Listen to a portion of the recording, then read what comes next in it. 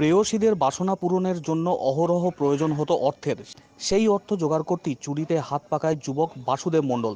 সময় গড়ানোর সাথে সাথে বাসুদেব হয়ে ওঠে দক্ষিণবঙ্গের এক কুখ্যাত চোর, যে কলকাতার নিউ টাউন ও বাগুইহাটি থেকে শুরু করে পূর্ব বর্ধমান, হুগলি জেলার বিভিন্ন থানা এলাকায় পুলিশ কর্তাদের রাতের ঘুম কেড়ে নেয়।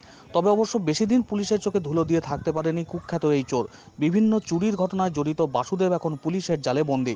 একাধিক থানা তাকে হেফাজতে নিয়ে এখন তার চুরি করা মূল্যবান সরঞ্জাম উদ্ধার করছে পুলিশ।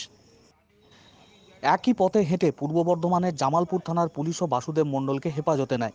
তাকে জেরা করে পুলিশ জামালপুর থানার বিভিন্ন এলাকায় একাধিক চুরির ঘটনায় তার জড়িত থাকার বিষয়ে নিশ্চিত হয়। এরপর বাসুদেবকে সঙ্গে নিয়ে পুলিশ একাধিক জায়গায় হানা দিয়ে উদ্ধার করে বহু চোরাই সামগ্রী, যার তালিকায় মোটর বাইক থেকে শুরু করে ল্যাপটপ, আইফোন, দামি গুটকা থেকে শুরু করে প্রচুর সিগারেট রয়েছে।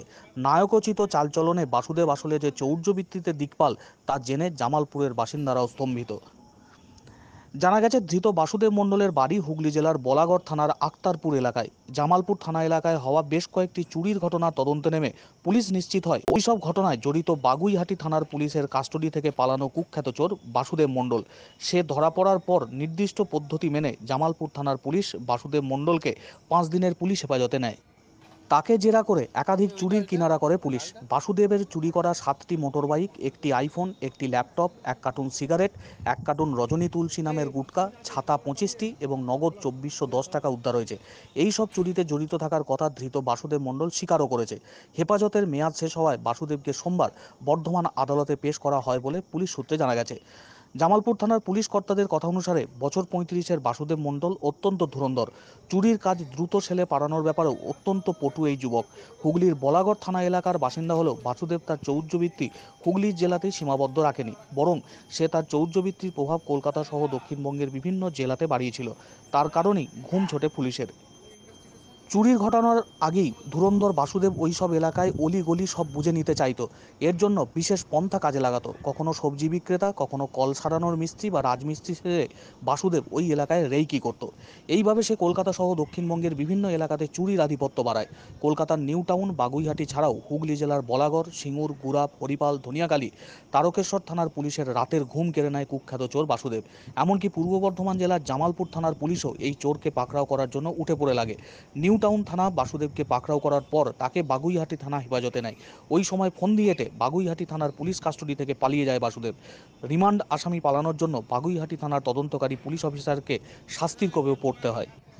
এদিকে পুলিশ কাস্টডি থেকে পালিয়ে বাসুদেব ফের চৌর্যবৃত্তিতে নেমে পড়ে। এমতো অবস্থায় রাজ্যের বিভিন্ন থানা এলাকার পুলিশ বাসুদেবকে জালে পোড়ার জন্য তৎপর হয়। বিধাননগর কমিশনারেটের পুলিশ হুগলির রিসরা থেকে পাকড়াও করে বাসুদেব মণ্ডলকে।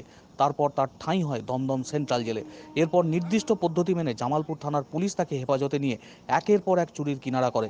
দক্ষিণবঙ্গ জুড়ে চুরির নেটওয়ার্ক বাসুদেব একাই চালাতো, নাকি সে কোনো গ্যাং তৈরি করেছে, সে ব্যাপারে খোঁজ চালাচ্ছে পুলিশ।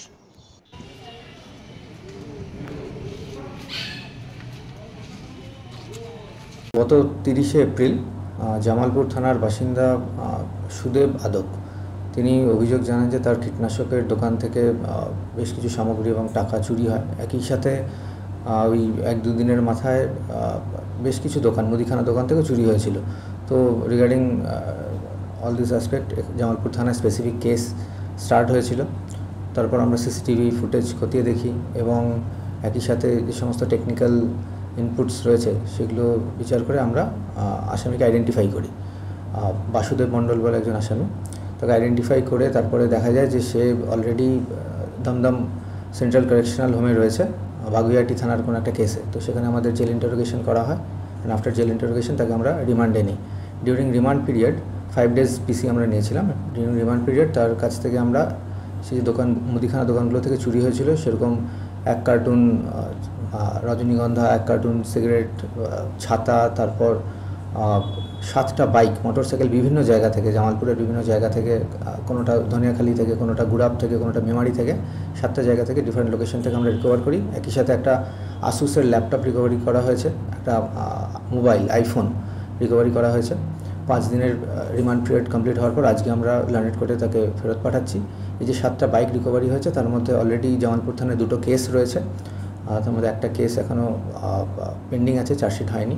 আর বাকি বাইকগুলো যেগুলো রয়েছে সেগুলো ইঞ্জিন এবং চেসিস নাম্বার দেখে তার অ্যাকচুয়াল মালিক কে আছে সেগুলো আমরা দেখে লার্নেট কোর্টের অর্ডার এর পর আমরা অ্যাকচুয়াল মালিকের হাতে বাইকগুলো তুলে দেবো। না, রিমান্ড পিরিয়ড আজকে কমপ্লিট হচ্ছে, আমরা তাকে কোর্টে পাঠিয়ে দিচ্ছি। যদি ইন ফিউচার দরকার হয় আমরা আবার নেব। 7টা বাইক আমরা রিকভারি করেছি, তার মধ্যে যেটা আমরা দেখতে পাচ্ছি 6টা মতো বাইক এই এলাকারই রয়েছে। তার মধ্যে 2টো বাইক অলরেডি আইডেন্টিফাই করা হয়েছে, 2টো কেস হয়ে আছে জামালপুর থানায়। এবং বাকি বাইকগুলো কোথাকার সেগুলো আমরা ইঞ্জিন এবং চেসিস নাম্বার দেখে সেগুলো বাহন যে অ্যাপ আছে তার থ্রু দিয়ে অ্যাকচুয়াল ওনার কে আছে সেটা এস্টাবলিশ করবো। অ্যাকচুয়াল ওনার এস্টাবলিশ হয়ে গেলে তারপরে লার্নেড কোর্টের অর্ডারের মধ্যে দিয়ে আমরা সেই বাইকটা অ্যাকচুয়াল ওনারের হাতে আমরা তুলে দেবো। আমাদের এখানে মেমারিতে তার একটা রেন্টেড হাউস ছিল, এর বাইরে হুগলিতে তার বাড়ি আছে। রেন্টেড হাউসে আমরা সেখান থেকে কিছু ক্যাশ এবং যে সমস্ত মুদিখানার সামগ্রী আমি বললাম সেগুলো সেখান থেকে রিকভারি হয়েছে। ক্যাশ আনুমানিক 5-6 হাজার টাকা মতো ক্যাশ রিকভারি হয়েছে। এপ্রিল আমরা কমপ্লেন পেয়েছিলাম এই দোকানে চুরি যেগুলো হয়েছিল সেগুলোর কমপ্লেনটা 30 তারিখ এসেছিলো এবং 30 তারিখে আমাদের জামালপুর থানায় কেস স্টার্ট হয়েছিল। প্রাইমারিলি যেটা দেখা যাচ্ছে উনি একাই এই কাজগুলো করতো, আর কেউ এখন অবধি কারো ইনভলভমেন্ট পাওয়া যায়নি।